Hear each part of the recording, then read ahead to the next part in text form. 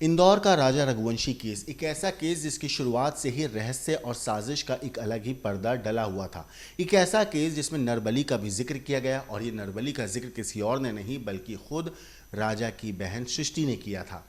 मगर इस केस में अब एक अलग ही एंगल सामने आया। इस केस में एक एफआईआर हुई है, बाकायदा माफ़ी मांगने को कहा गया, मगर परिवार वाले राजा के अभी भी नरबली की बात को बार बार कैमरे पर बोल रहे हैं, लेकिन उसके कोई सबूत जो हैं वो अभी तक दुनिया के सामने लेकर नहीं आए हैं, क्योंकि पुलिस का कहना है कि नरबली का कोई एंगल है नहीं, मगर राजा के परिवार वाले लगातार नरबली की बात कह रहे हैं।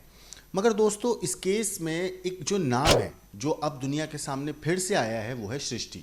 सृष्टि एक सोशल मीडिया इन्फ्लुएंसर है और राजा की बहन भी है। राजा की मौत के बाद सृष्टि ने कुछ वीडियोस अपने सोशल मीडिया हैंडल पर डाले और उसके बाद उस एक अफवाह को तूल मिली, एक कहानी को तूल मिली जिसमें नरबली का जिक्र किया गया। दोस्तों, कभी कभी क्या होता है कि एक शादी जो होती है वो सिर्फ दो लोगों का मिलन नहीं होती। उस शादी में एक होता है शैतानी सौदा करता है, जिसमें एक प्यार करता है तो दूसरा जो है बलि मांगता है। मतलब एक प्यार की तरफ तो ईमानदारी से उस रिश्ते को प्यार देने की कोशिश करता है, लेकिन जो दूसरा शख्स होता है उसके दिल में बुग़्ज़ होता है। इंदौर से मेघालय, मेघालय से कामाख्या और कामाख्या से नरबली तक, ये वो कहानी है जो सोशल मीडिया पर बहुत सलीके से परोसी गई, जिसमें इस कहानी में एक दुल्हन भी थी, एक पति था और शायद एक तंत्र मंत्र से भरी खूनी साजी भी थी। 11 मई को राजा और सोनम ने 7 फेरे लिए, 21 मई को हनीमून के बहाने घर से निकले और 23 मई को राजा गायब हो जाता है। इसके बाद 2 जून को राजा की लाश जो है मेघालय की खाई में पड़ी मिलती है, लेकिन ये कोई आम मर्डर नहीं था। राजा के भाई विपिन ने जो दावा किया वो सुनकर हर कोई हैरान है।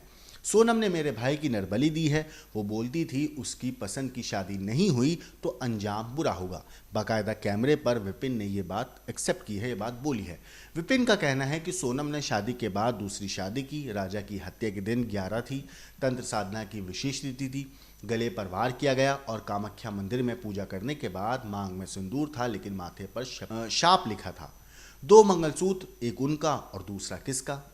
इतना ही नहीं, इस केस में एक और नाम है जो सामने आया और वो है सृष्टि का।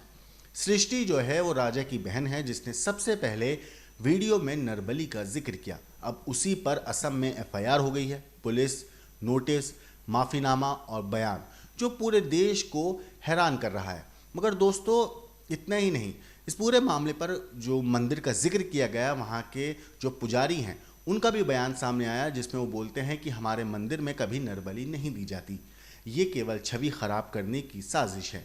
फिर क्या है सच्चाई? क्या ये महज एक अफवाह है? इस पूरे मामले पर राजा के भाई ने क्या कुछ कहा है, एक बार आप सुनिए। इस तरह का कोई समन आया हो पूछताछ के लिए जो उनका रिमार्क था नरबली को लेकर? नहीं, उसमें खाली ये था इसके अंदर, तो माफ़ी मांगने के लिए उन्होंने कहा था, तो हमने माफ़ी मांग ली उनसे।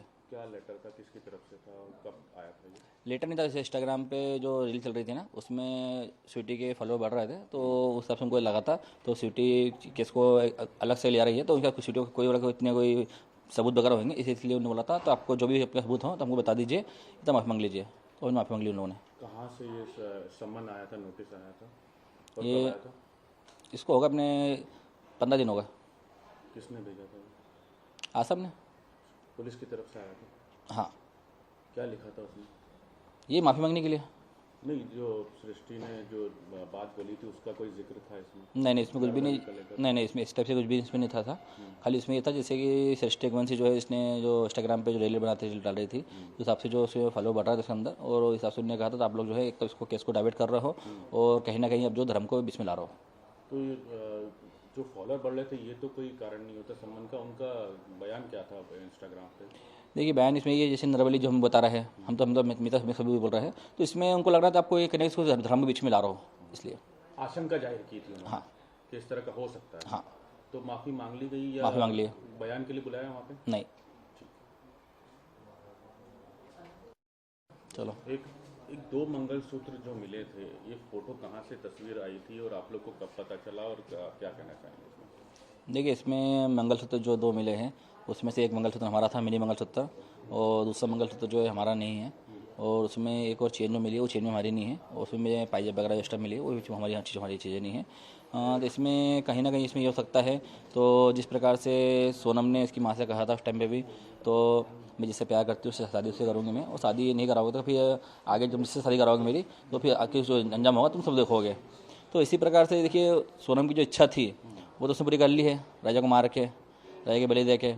तो उसने जब इंदौर आई थी, वो जब इंदौर रही होगी तो उसने 100% राज से शादी करी होगी, राज ने उसको मंगलसूत्र पहना होगा, वो मंगलसूत्र वही होगा। हाँ, तो ये मंगलसूत्र कहाँ से मिले और आपको कैसे पता चला? ये फोटो तो सब मीडिया में चली रही है ना भैया, सर मैं क्या बताऊँ वो चीज़ नहीं, नहीं सब मीडिया के माध्यम से मिली सारी चीज़ें। नहीं, पुलिस की तरफ से कोई जानकारी दी? नहीं, पुलिस के अलावा नहीं, जिसमें सारी फोटो वगैरह जो है मीडिया में डली हुई है, उसमें से हमने हमारी चीज़ें जो थोड़ी चीज़ें हैं जो हमने पसंद जो चढ़ाई थी हमने वो हमने मैच कर ली सुंदर है। उसके अलावा जो मंगलसूत्र में एक्स्ट्रा पड़ा हुआ, चेन एक्स्ट्रा पड़ी वो हमारी नहीं है। ये तो पुलिस ने बताया आपको? नहीं, इसमें मीडिया में सब चीज़ें दिख रही है मुझे। नहीं, पुलिस की तरफ से आधिकारिक जानकारी नहीं दी? नहीं, इसमें जानकारी नहीं मिली है, मगर जो फोटो वहाँ से लीक हुई सारी हुई है, कहाँ की? मीडिया में जो फोटो डली हुई सारी है, जो उन्होंने ट्रे में सब चीज़ें लगा रखी थी, ये कहाँ की थी फोटो? जो रतलाम से लेके आया था वाली। बरामद की थी। उस फोटो में आपके जेवर जो आपने पहचान लिए बाकी हैं सही सलामत? नहीं, जो जेवर उसमें रखे हुए हैं वो हमने देख लिए और वो सारी फोटो को सेंड कर दी है, उनने सारी फोटो मैच कर ली होगी और उन्होंने मुझे बताया नहीं मुझे भी, तो बता देंगे वही मैच करके वो भी। तो इसमें जो एक्स्ट्रा चीज़ें जो है वो हमारी नहीं है, तो कहीं ना कहीं जो है इसने सोनम ने इंदौर आके राज से शादी करी होगी, तो वही मंगलसूत्र है। असल में इंदौर के राजा रघुवंशी मर्डर केस में उसके भाई विपिन ने गुरुवार को बलि देने की बात फिर से दोहराई। विपिन ने कहा कि सोनम ने शादी से पहले अपनी मां से कहा था कि उसकी पसंद की शादी नहीं हुई तो अंजाम बहुत बुरा होगा, और इस तरह सोनम ने शादी के बाद राजा को मारकर उसकी बलि देकर अपनी इच्छा तो पूरी कर ली। विपिन ने यह भी कहा कि राजा को मारने के बाद जब सोनम इंदौर आई तो उसने राज से शादी कर ली होगी, इसीलिए दूसरा मंगलसूत्र उसी का होगा।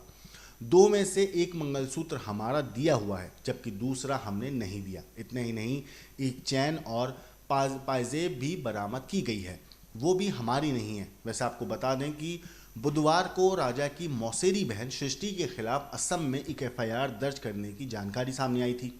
ये एफआईआर जो थी वो इंस्टाग्राम वीडियो में नरबली की बात कहकर जो छवि है उसको बिगाड़ने के आरोप में दर्ज कराई गई थी। इस मामले पर भी विपिन से पूछा गया, उनसे सवाल हुआ तो विपिन ने कहा कि 15 दिन पहले हमें असम पुलिस का एक नोटिस मिला था, इसमें कहा गया था कि नरबली के सबूत हैं तो दें वरना आप माफ़ी मांगें। इस पर हमने माफ़ी मांग ली थी। एफआईआर जैसी कोई बात नहीं है। मामले में कामाख्या मंदिर के पुजारी सुरु डोलई हिमाद्री का बयान भी सामने आया था। उन्होंने इस पूरे मामले पर कहा था कि जब भी कामाख्या मंदिर के आसपास कोई हत्या का मामला होता है तो मंदिर में मानव बलि का मुद्दा उठाया जाता है। इस तरह के आरोपों से यहाँ के लोगों की भावनाएं भी आहत होती हैं। पुजारी का कहना है कि राजा की नरबली का दावा धार्मिक भावनाएं भड़काने का और क्षेत्रीय तनाव पैदा करने वाला है। इतना ही नहीं, विपिन ने, जो राजा के भाई हैं, उन्होंने गुरुवार को ये भी बताया कि सृष्टि को असम सरकार की तरफ से करीब 15 दिन पहले एक लेटर मिला था। उसमें कहा गया था कि नरबली को लेकर आपके पास अगर कोई सबूत हो तो हमें बता दीजिए वरना आप अपने बयान पर माफ़ी मांगिए। इतना ही नहीं, लेटर में ये भी कहा गया था कि आप केस को डाइवर्ट कर रहे हो और धर्म को बीच में ला रहे हो। इसके बाद सृष्टि ने माफ़ी मांग ली थी। हमने आशंका जाहिर की थी, इसके बाद हमने माफ़ी मांग ली थी। वहाँ अब जो है बयान के लिए नहीं जाना है। इतना ही नहीं, राजा की माँ उमा और भाई विपिन रघुवंशी ने भी 11 जून को नरबली की आशंका जताई थी। उन्होंने कहा था कि आखिर सोनम राजा को लेकर शिलोंग क्यों जाना चाहती थी। इतना ही नहीं, उसने राजा की माँ, उस टाइम पे राजा की माँ ने दावा किया था कि बेटे राजा पर तंत्र क्रिया की गई होगी। सोनम ने मेरे बेटे की नरबली दे दी।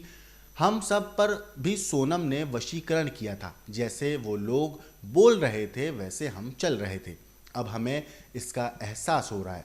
इतना ही नहीं, रिश्तेदारों ने ये भी आशंका जताई थी कि हो सकता है सोनम ने मन में नरबली देने के लिए मनोकामना की हो, क्योंकि कामाख्या देवी में पूजा करने के बाद आरोपियों ने राजा के गले पर वार किया था।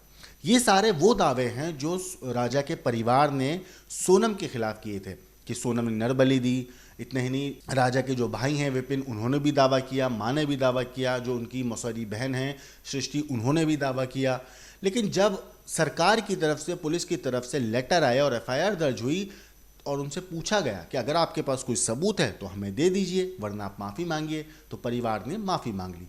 मतलब ये साफ है, अगर आप माफ़ी मांग रहे हो तो यहाँ पर आप गलत बात बोल रहे थे, क्योंकि उनका अगर आपके पास कोई सबूत है तो आप सबूत उनको दीजिए, लेकिन वहाँ पर कोई सबूत है नहीं, इसीलिए इन लोगों ने माफ़ी मांगी। राजा के परिवार वालों ने, राजा के भाई ने एक्सेप्ट भी किया कैमरे पर। तो ये थी पूरी कहानी, ये था पूरा किस्सा जिसमें नरबली का एंगल कैसे सामने आया, और अब जब नरबली का एंगल सामने आया तो उस पर क्या कुछ हुआ है। इस पूरी चीज़ के ऊपर आपकी जो भी राय है हमें कमेंट करके ज़रूर बताइएगा, लेकिन देश और दुनिया की बाकी क्राइम की खबरों के लिए देखते रहिए क्राइम तक।